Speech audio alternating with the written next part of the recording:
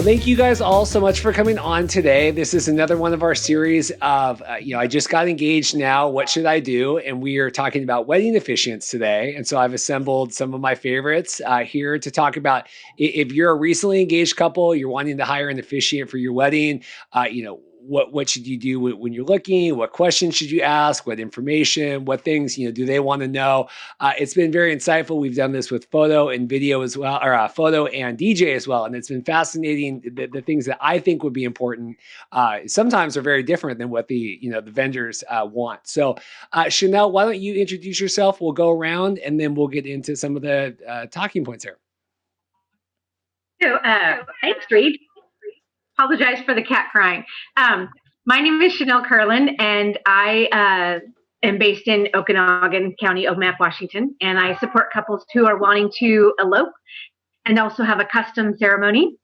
That's just in a really quick nutshell. But one of the things that I think is really most important when couples are getting married is it is about the celebration and it is about the party. So often they don't always know, at least when they come to me, that part of our job as officiants is to help them get legally married. And so to remember to ask about that and making sure that that their officiant actually is aware of that. So whether they come to a professional officiant who knows about that, or someone, if it's a family member that they're asking to officiate for them, that they're aware of what they need to do as far as being legally married. Perfect. Yeah, and we'll touch on those points and make sure it's all on there too. Ray, man that needs no introductions, but we'll do it anyway. Why don't you introduce yourself and tell us who you are? Hi, everyone. I'm Reverend Ray Van Winkle. My company is Reverend Ray Van Winkle and Associates. We've been in the wedding business since 2003. Started with just myself as a side hustle until 2008, where I went full time. And then starting in 2012 or 13, I'm not that good with my dates, I started bringing in more associates into the fold. We do wedding ceremonies, religious and secular, interfaith, multicultural. We performed some of the first same-sex weddings in Washington State, and I've known Reed. I've known you for I think probably as long as you've known me, and same with you, right? Yeah, we're in Ray's Wi-Fi is just a little staggered there. Elaine, why don't you introduce yourself and tell us who you are? Hi, I'm Elaine, and I'm still with Seattle Wedding Officiants. It's been a long time. I've changed things this past year because I got a full-time job where I have benefits and a regular paycheck. So I've downsized, and I'm focusing almost exclusively on elopements and smaller weddings, I think I'm doing one at the Woodland Park Zoo this summer for 30 people, but I've kind of taken a different direction. And even though I've downsized, I'm as busy as ever. I'm doing elopements every weekend and keeping really, really busy. But I'm just really happy with my new career and the career that I continue as a Seattle wedding officiant. Yeah, and it's great. It's been, officiants of any kind, have luckily been able to continue to work kind of through all of this, where there's, some professions like, DJs, it was really kind of hit or miss for a while. And luckily with the elopements and the, working that way. So I guess first off, we've talked a lot on here about different vendors. We did the whole DJ thing. I thought the whole conversation would all be about music and everything else. And it ended up being a lot about finding the right personalities that you're looking for, right? That you want to find the right couples for you. I guess first off, and we'll go Elaine and we'll circle back around. How do you, as an officiant, try to reach out and find ideal couples for you that that you're going to meld with and they're going to meld with you? Well, so I don't reach out. They reach out to me, but your question works for both of those scenarios. Since I've switched to elopements and small weddings only, one of the reasons I wanted to do that was because I wanted to match with my couples more. And so, in the beginning, I was taking everything. And now I am really looking for that good match. And, it's a lot of steps to get to that point, because the first thing that happens is they fill out a contact form on my website. I get that information, I look at it and decide if I want to do it or not. That's the luxury that I have now. For example, I got an inquiry for 2022. They wanted to get married in February at 5:30 on the beach by the lighthouse at Discovery Park. And I said no, because that's just too cold for this old body. So I kind of have that luxury now. But I've brought the same, personal touch and custom ceremony to my small weddings that I was doing for all of my weddings. And so I feel like I'm really looking at what they want, and can I give them what they want? And then from there, we have a phone call and I get to know more about them. And I've gotten pretty good at figuring out what I think is going to fit my brand and hopefully meet their expectations. So, I'm all about, is it a good fit for me these days? And this is the first year that I've been able to do that. And I really am happy. I'm really really grooving in my new situation. That's great. Ray, you've someone that's, so many weddings and been around. How do you, I guess, find, what do you define as your, not ideal client now, but someone that, if they reach out, that it's going to be a great relationship working back and forth with one of your couples? Yeah, that's the personal connection thing. And first off, to backtrack a little bit, very much like Elaine's situation, I don't really reach out to people per se. They come to me typically through the wedding planner or the venue. Unlike earlier in my career where I was getting people from advertising and word of mouth and whatnot, the vast majority of the weddings that we do now are from the wedding planner. So the wedding planner does part of that step. She says, hey, I know you guys really well. I think I've got somebody you're really going to click with. And that's when we get together. When we do get together, just like in any interpersonal relationship, you're looking for commonality, things you have in common. There are a lot of ex-Californians living in Washington getting married. I'm an ex-Californian myself. A lot of military people. I'm ex-military. A lot of people I deal with are Catholics, or one of them's a Catholic. They're not getting married in the church. I was married in the church. My wife is Catholic. I'm not. So I dodged the bullet there. No nuptial mass.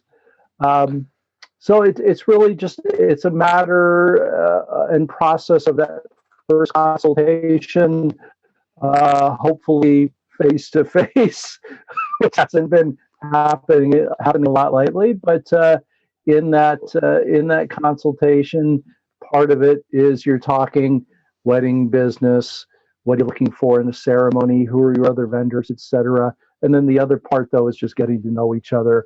What's your story? This is my story. We find those commonalities, and usually by the end of the initial consultation, everybody knows, yeah, this is good, this clicks, or yeah, I'll get back to you on it. And then still, sometimes when people say, I'll get back to you on it, that doesn't necessarily mean you're out of the running. Chanelle, how do you manage that? Luckily, I think for officiants, unlike maybe a DJ where someone would say like, well, we just need someone to play music. I do think that people feel like they want to have a big connection with their officiant, right? You guys get what I'm saying? Like, compared to like maybe, not any demean any, but like, I don't know if you need to be BFFs with your florist that you do with your officiant just because of the day of. How do you fall into that? Obviously, you do the smaller elopements too and things. How do you really work on building that relationship from the get-go? So, a lot of what Elaine and Ray have said is about the connection. It's so much. And one of the things that happens is, so I do advertise. I also get referrals from other vendors. And then the auditor's offices, actually, I'm on lists with those. And I get a lot of couples, short-term weddings, like within weeks of their marriage, coming to me.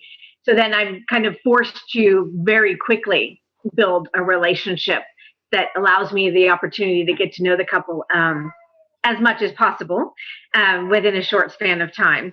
So really just, as we all do, because we're people, right? So you listen. You want them to talk about their wedding and their vision. And the very first conversation that I'm having with my consultation is really just about, congratulating them and celebrating their decision to get married, and asking them to tell me whatever they want to tell me about their wedding vision and their plans, whatever that looks like, even if it's not their ceremony, because so often they don't even know what their ceremony will be, could be, or a vision for it, but they have the venue in mind, or they want to talk about their relationship, or who's going to come to the wedding or who's not, and it's just about letting them talk, really, and listening to what they have to say, and then kind of drawing the opportunity to ask them what they want to know from me before I start telling them what they need to know about an officiant, and what their ceremony could maybe look like if they wanted to work with me. So it's really just about listening. And that's what officiants, I think, really kind of specialize in. We're really good at listening to what somebody wants, and then kind of fitting in how we can help them achieve what they want as part of their ceremony. Ray, when a couple reaches out to you, through your contact form, let's say it's a cold, it's not like a vendor or like a wedding planner saying like, hey, Ray, this person's perfect for you. If it's just,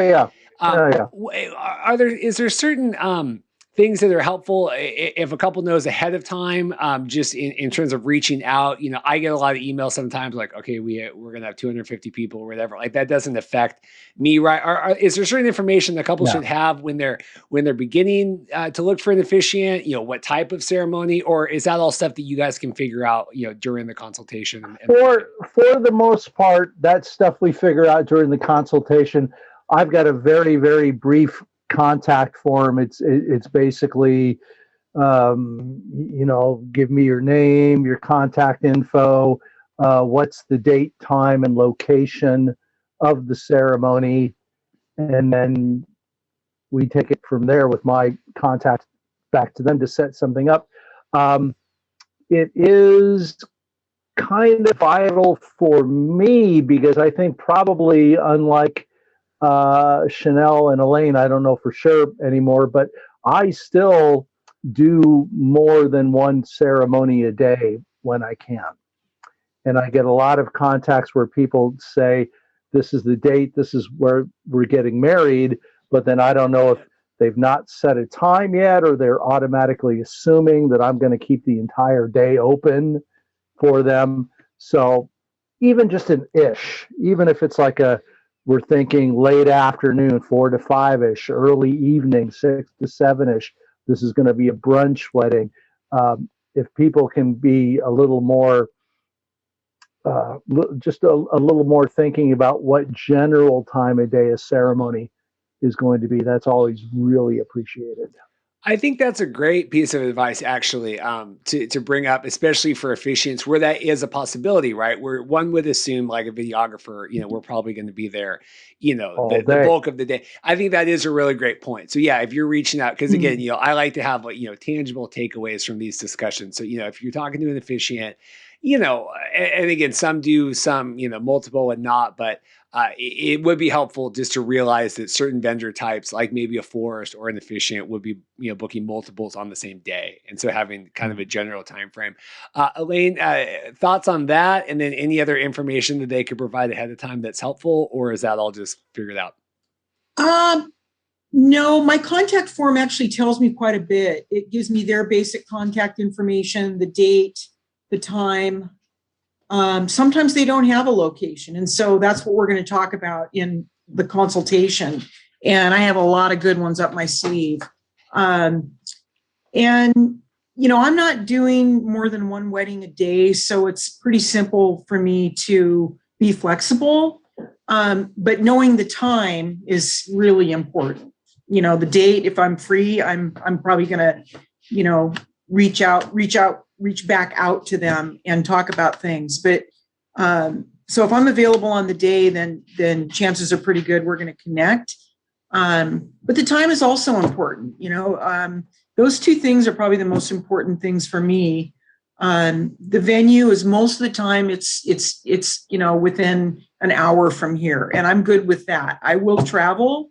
I go to Snoqualmie Falls like a lot. I'm up there a lot, and but I'm kind of just doing this loop around Anacortes, Snoqualmie Falls. So it's nice if they have a venue, but if they don't, I'm going to help them with that. Chanelle, I know even when Dorothy and I got married, we didn't really know ahead of time, right? Like what we wanted that to look like. Did we want to have, readings or, things, whatever. I mean, is that okay for couples to really not know that, or when do you start like figuring that stuff out? Right. I mean, hopefully before, the wedding day, but I mean, when is that how much is appropriate to know ahead of time versus unknowns? And should couples feel like, not bad, but should they be like, wow, we really should know that, or just should they reach out to officiants and begin that conversation with them? I think absolutely reach out to your officiant or find an officiant and have that conversation with them.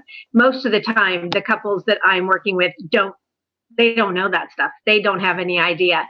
Occasionally you'll have a couple that's really put a lot of thought into the ceremony. And that's not to say the ceremony isn't important to most of the couples. It's just, they just don't know. They haven't been part of planning a wedding ceremony before. They might have been part of planning a wedding event for someone, but not generally the ceremony. And so they really don't know that information. When a couple books me, and again, because I have so many that are pretty short term and their ceremonies happen fairly quickly, I have a questionnaire that I send out to them. It's a wedding format questionnaire, and it asks for information that will be on their marriage certificate so that I have all that information and I can verify the marriage certificate. But then I also start asking ideas about, their wedding itself and what vision they already have. And then I review that with them in person or on a call. And then I start asking them more personal questions. And it's those personal questions that help them think about that a little bit more. And that's really where that starts. Their personalities, what they love about each other, what frustrates them about, each other, but also, do they have favorite things that they really enjoy doing when they're together? What do they enjoy doing when they're apart? What do they enjoy doing? Do they have favorite songs? Do they have favorite movies? Have they thought about a reading? What would that look like? If they want a religious ceremony, that, brings in different readings than if they want a non-religious ceremony. I have a lot of couples who don't want any readings. So, it's a conversation that they can have with their officiant, and their officiant will help them through all of that. They don't have to feel bad about anything, whether they've got their idea planned or not, their ceremony planned or not. Elaine, what do you got? Well, I was going to say that most of the couples that I talk to have not even thought about their ceremony. So that's where us as professional officiants come in, like we are well trained, first and foremost, do you want religion? Okay. Non-religion. I'm a non-denominational minister. So I can add religion, but most of the people that come to me don't want any religion. They'll often say, we're not religious, but we're spiritual. So that gives me that's a lot of information right there for me. One of the things that I will ask my couples pretty frequently is, have you been to a wedding where you saw something that you really liked that you right? You say that to Ray? Or conversely, what I ask people, Is there ever anything you have seen in a wedding or heard of that you want to ensure is done, or conversely is avoided? And that's when you start getting the stories. You get the stories about the church pastor who starts talking about divorce statistics, or the officiant who was the groom's best buddy, and he's saying stuff that's more appropriate to the toast than to the ceremony.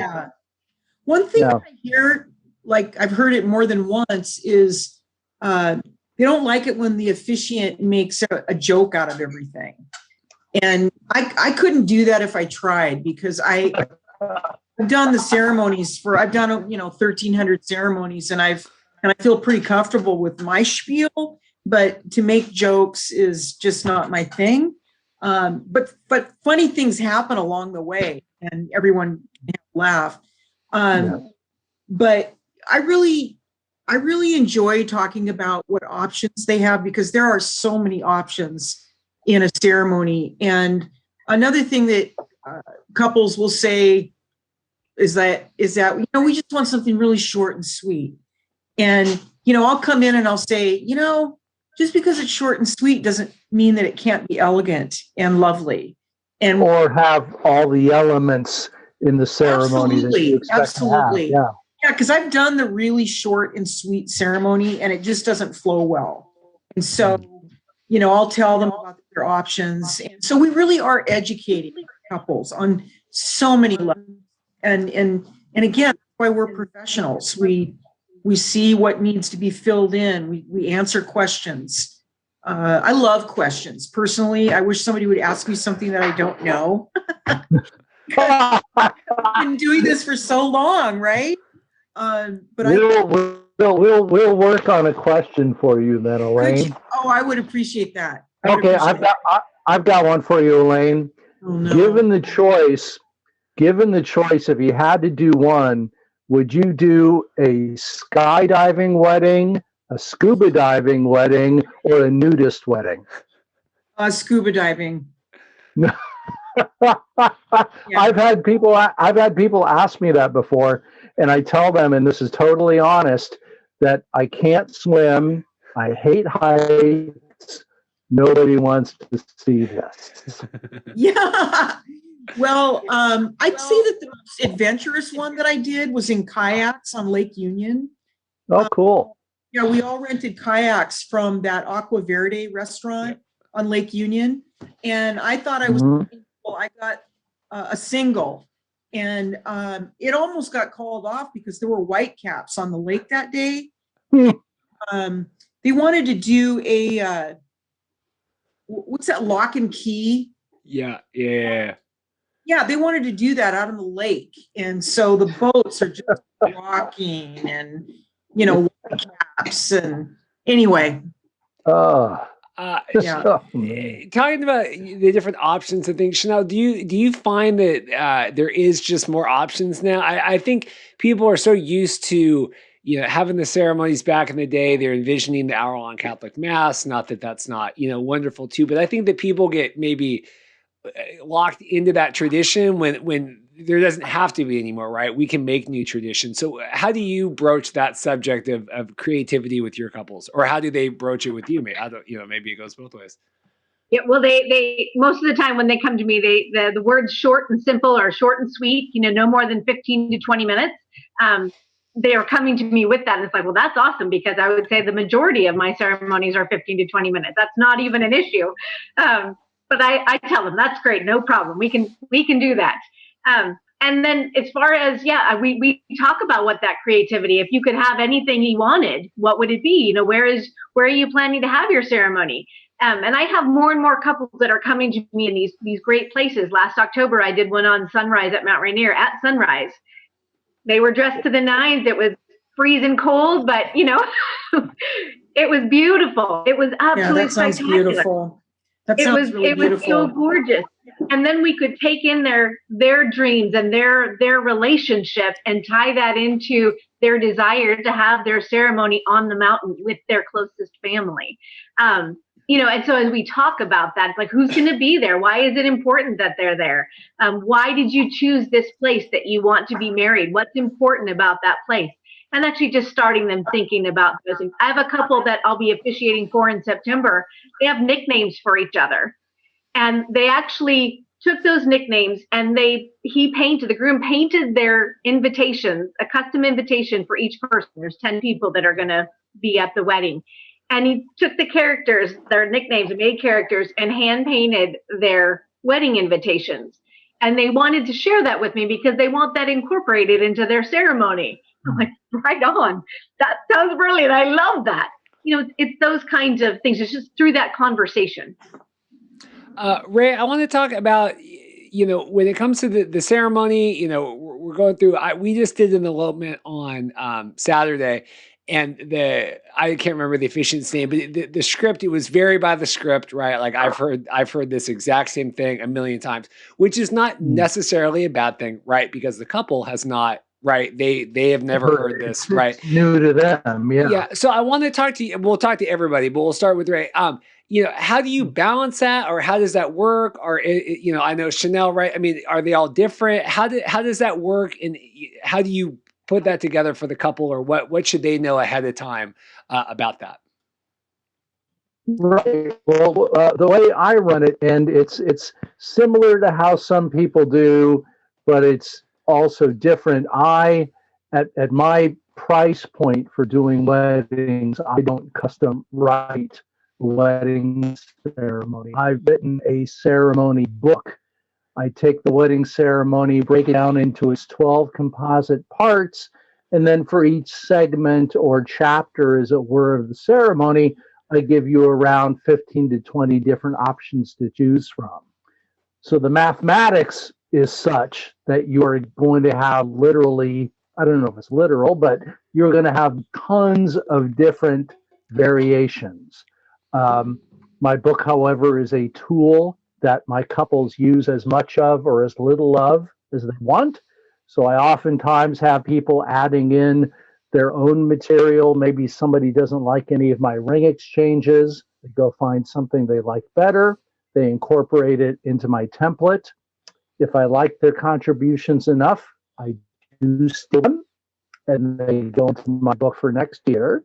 So that keeps it a kind of an organic, growing type of situation. Very much like what Elaine touched in on earlier, is I'm not a really jokey kind of guy. Nothing in my script is stand up. But as I like to tell people, and Elaine, I know you've done the same, and Chanelle, I'm sure you have too, is that invariably something goes wrong. Maybe he can't get that ring on her finger all the way. I'm going to say something. I can't help it. It's just the way I am. And I'm very, very good at that. The humor that I'm injecting into the ceremony doesn't have to be scripted. It's going to be organic and natural, depending on what happens. Every once in a while, I will have a couple who will say, just do exactly what we give you and don't vary, and be very serious and stern and dramatic.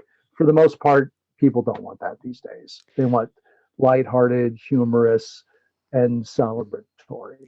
Well, it is, and it's hard because ultimately you're still hiring, the personality, right, of you guys, and it's the same that we've done, with the video and stuff, and I post going to wrestling stuff online and doing the podcast, because they're hiring us for who we are, right? So Ray, I mean, you're a solemn person when it needs to be, but you're also very funny, and so that people need to know that, right, going in. Where if you want someone that's going to be no personality at all, that's great, and you can hire that. So that is something to keep in mind, right? Is you're hiring that. Let's go to Chanelle, and then to Elaine about I know you do a lot more custom writing with the ceremonies. How does that work? And do they come in with ideas? Do you meld that? What do they need to know? Sometimes they come in with ideas, not very often. So we have conversations. And I send them, like I said, I have a questionnaire that I send initially And it just is really kind of give me a very basic idea of your vision. And then I review that with them. And then I have a pretty in-depth conversation with them. Again, their likes, their dislikes, what are their dreams, what do they love about each other? What are some great stories that they have and that they want to share? And throughout that conversation, which I spend about an hour and a half with them, I take a lot of notes. I kind of craft the story, and I craft the ceremony, and then I draft it and I send it to them. And then I tell them whatever I think about your ceremony, because I don't send it until I'm confident with it and that I love it and I think they're going to like it. That it's most important to me that they love it and that they feel it's their personality, and this is their day. They can make whatever changes they want. It's only a starting point. And that's really what I want to get across to them, is that this is a starting point for them. And while I've created a ceremony based on our conversations and what they've shared with me, it's still their ceremony and their day. And whatever they want is going to happen. Elaine, how do you approach the concocting all this together? Yeah, concocting all of it. Is there, I don't know the right word. I've got a document that I've been working on since I began. It's kind of my labor of love, and it's about a 75-page document that is broken down similar to Ray's in the elements of my ceremony. My ceremony is traditional. We always start with a greeting, and we always end with a formal presentation.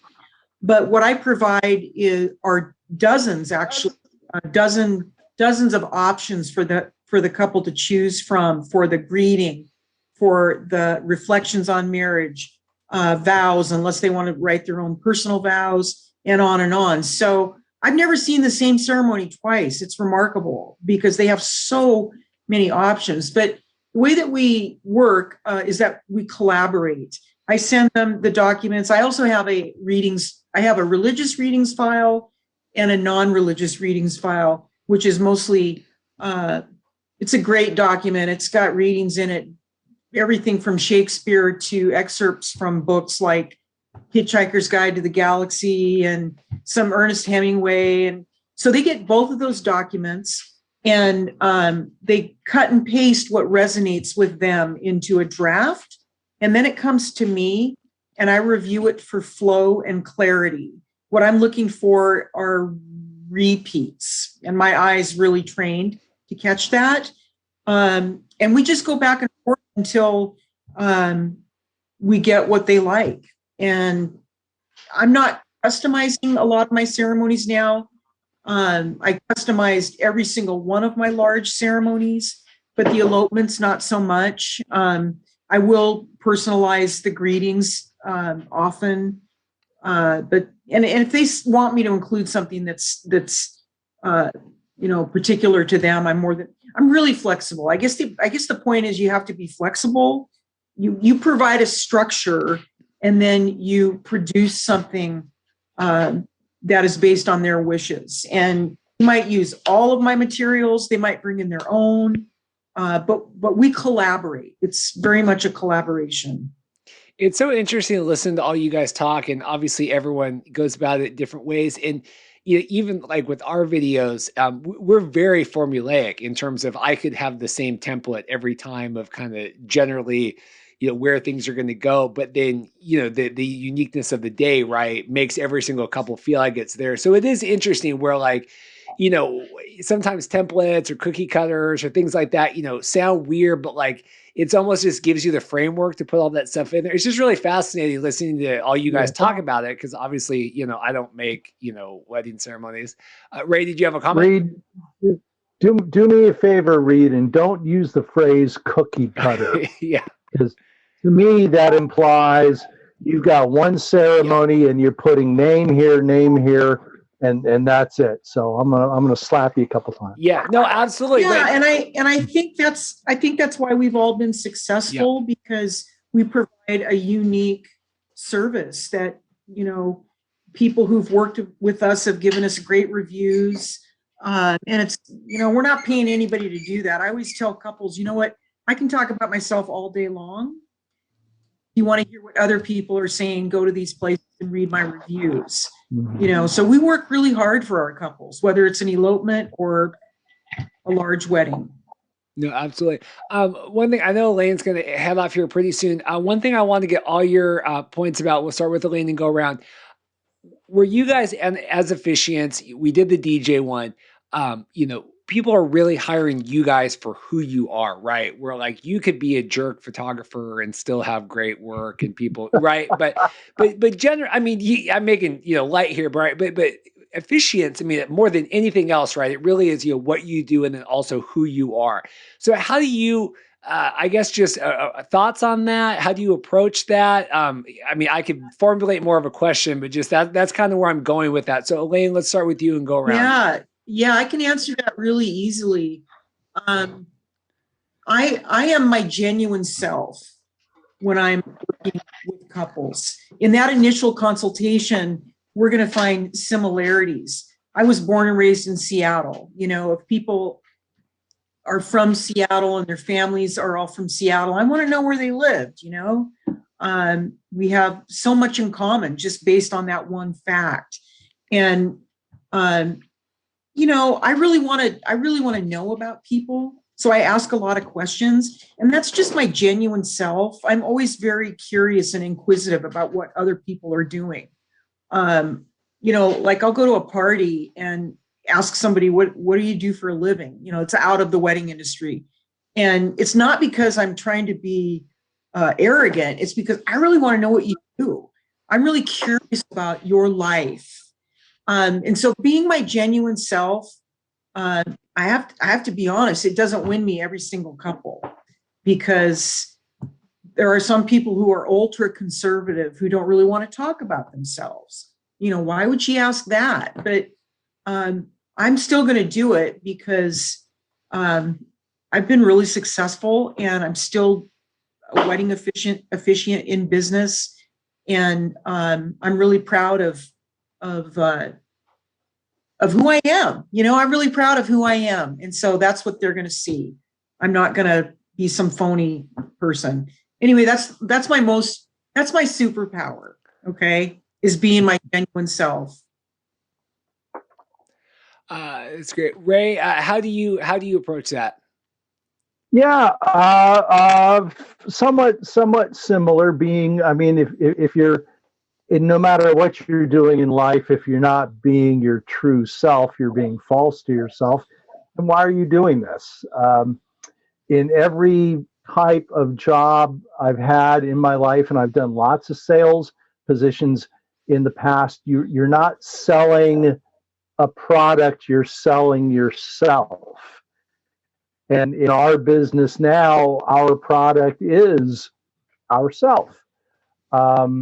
Most of the clients that I work with find that I am I say very funny, my wife says somewhat funny person, somewhat irreverent. The name Reverend I put in front of my name, but you could call me the irreverent Reverend. I like to think that I'm pretty up on all things cultural. And I find my superpower is to be able to, in some forms greater or lesser, but with every single person I've met in my life, I find something in common. I can relate. I mean, I've not yet met any politicians that won't be named, but I could probably find something in common with almost everybody. Yeah, that's a good superpower. Chanelle, how do you approach that? Well, I think you're absolutely right. And people are hiring us, and they're hiring us for our personalities and for the connection that they feel. One of my couples last October, they found me after their other officiant had to back out of their wedding ceremony about 3 weeks before. And so that's stressful, right? And they already had the place. They were getting married in Easton, and they had a cabin, and they had people coming, and she was just like, can you be there? Can you be there? And I'm like, what I can, yeah, I'll be there. Of course I will. And she told me after the wedding that she was very nervous, even just up until she actually just arrived up, to where her fiance was standing waiting for her. And I was just looking at her, and she's just was this beautiful bride, but she was really nervous. And so my job right then and there is, I feel like, to help her calm down, just to breathe. And she gets up front just to help her breathe. And we don't start the ceremony till they're ready and they're breathing.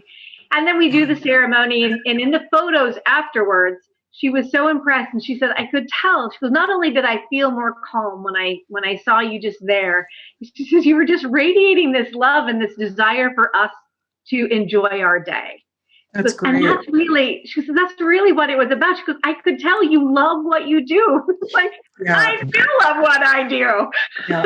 Yeah. It's the best job you could ever have. I get to celebrate people who are in love and that are wanting to be married. What else could there be that's better than that for me? I mean, there wouldn't be, but that's really it. That's who they're hiring. They're hiring us as people and people who love to celebrate other people. That's a great, and I know you talked at the beginning about, the legalities, making sure it's all whatever. And I guess that's a great segue into, you had said they had someone that, that flaked, that bailed out. Across any vendor type, you're going to get people that are trying to cost save and, have a friend do it or have, whatever do it. I guess here's, we'll go back around, and Elaine, if you need to hop off, don't, when you need to get for your meeting.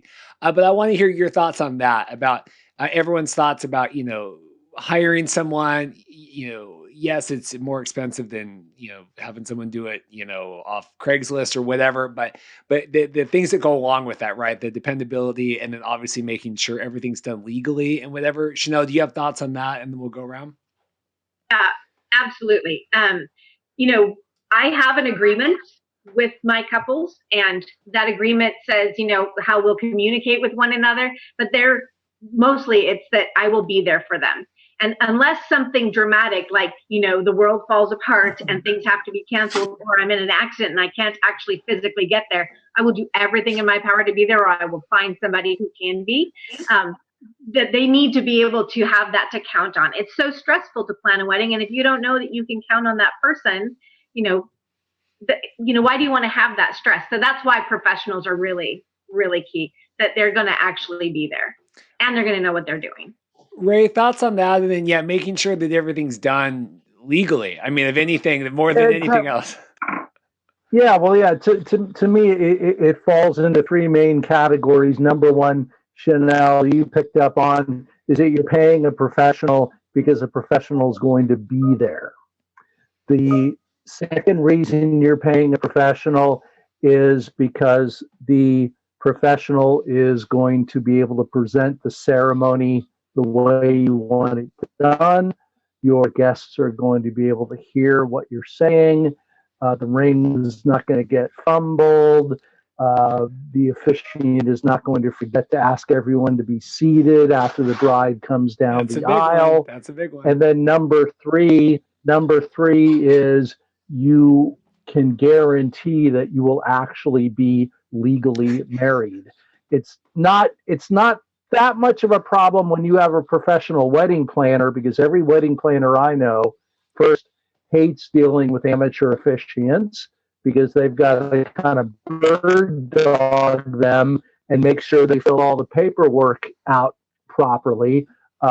Most planners I know tell me that when they get to the rehearsal, for example, the do-it-yourself officiant will just turn to the planner and go, okay, what do I do now? When they're performing the ceremony, at the end of the ceremony, they forget to sign the documents. They forget there are documents. They didn't ask the bride and groom, have you got your documents before the ceremony? Are the dates good? So a lot involved in it. Elaine, thoughts on that before you got to hop off? Yeah. Everything that both Chanelle and Ray are saying is really true. And, I've had venues that I've worked at quite a bit. I'm on their preferred vendor list or whatever. And I've had representative, I'll walk in and they'll just say, oh, we're so glad it's you. We know everything will be taken care of, and that's a really good feeling for me. I mean, I get tired of hearing that. I never do. Makes me feel really good. But yeah, I mean, we know the timing. We know to ask people to rise when the bride walks in. We also know to ask people to sit when, she gets up front.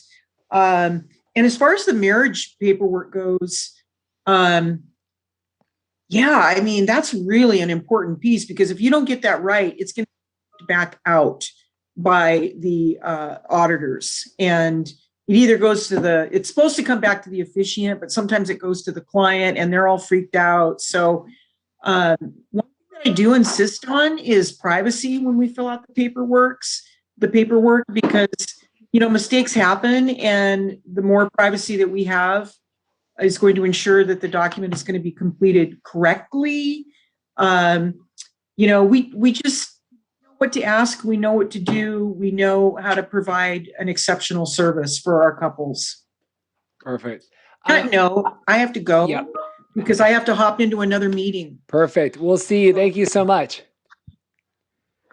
Bye, Elaine. There, sorry, I muted her accidentally. Yeah. One last kind of big question I have for both of you guys, and I guess we can start with Ray.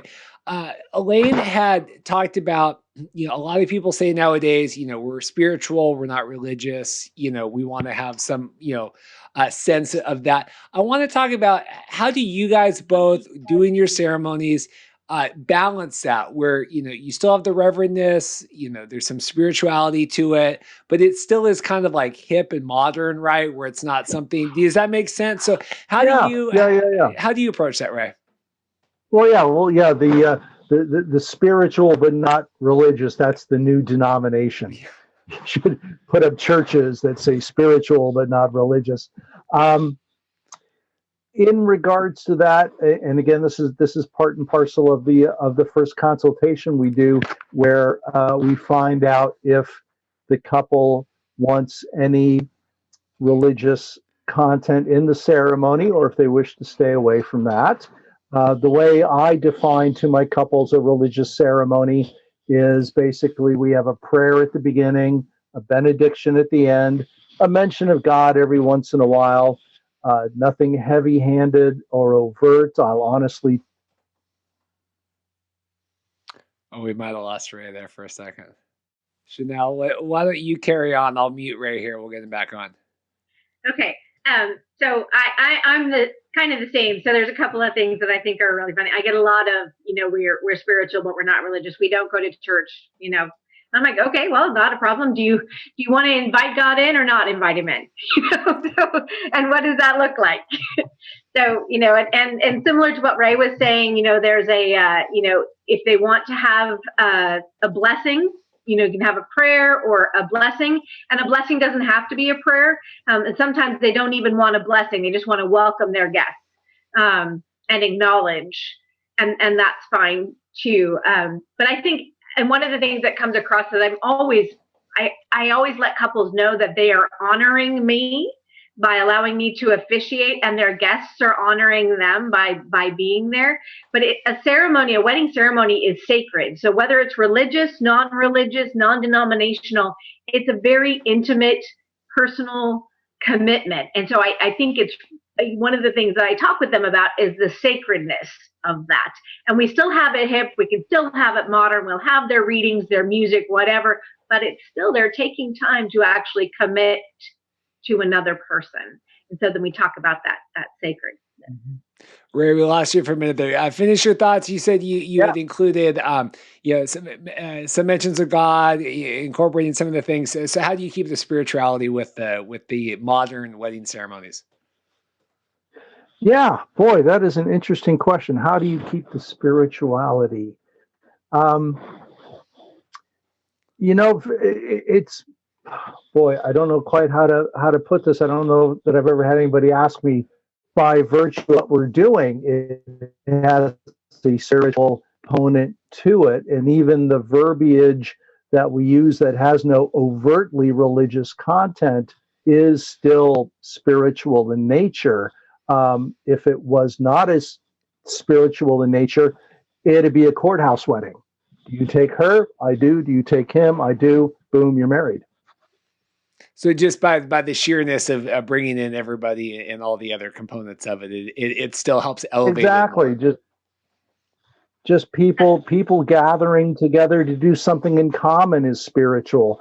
That's the sacred. That's the part that's that sacredness again. That's what I was sharing. I'm just jumping in here, Ray. So whenever you come back, you can do that again. But that's that piece that's sacred. You know, the coming together. However many are there with the couple, it's just about being there in love and supporting them and witnessing their commitment to each other. That in itself, it's spiritual, it's sacred, and kind of there. I use those terms slightly interchangeably. Chanelle, any other glaring issues? Elaine dropped off for her meeting, and then Ray's internet died. So now we are the last standing. Anything else that you would have couples want to know or think about before we hop off this, before Zoom implodes altogether? You know, from my perspective, at first, usually it's my internet that goes wonky. So I'm glad it's somebody else's. It's all good. You know, it's that it's their wedding. It's their wedding day. And as a professional officiant, we're going to listen to them and create a ceremony that's really, really special for them. But they get to choose and they get to say that it's, you know, what they want to have happen. It's not going to be somebody else's day. It's all about them on that day. And I think that's what people just need to remember. Perfect. Ray, any final thoughts? We're gonna bail here with Zoom and Wi-Fi and everything. Any final thoughts before we let you go? Yeah, my takeaway has always been that without the officiant, it's just a really expensive party. There you go. Without the officiant, it's just a really expensive party. I like that. Well, for Elaine, I know she was thrilled to be on, and for both of you guys too, thank you so much. You know, it's so interesting to hear every different vendor type and kind of what they're looking for, what they want couples to know, what they want, the couples to ask. And so I appreciate you guys sharing your expertise, and I'll make sure to put everyone's information and everything on there. So thank you guys all so much again. We'll be back next time with another conversation, probably something more topical. We're kind of bouncing back and forth with topical things, and then kind of these longer arching, discussions about different vendor types and everything. So thank you guys so much. Good. You bet. Thank you guys.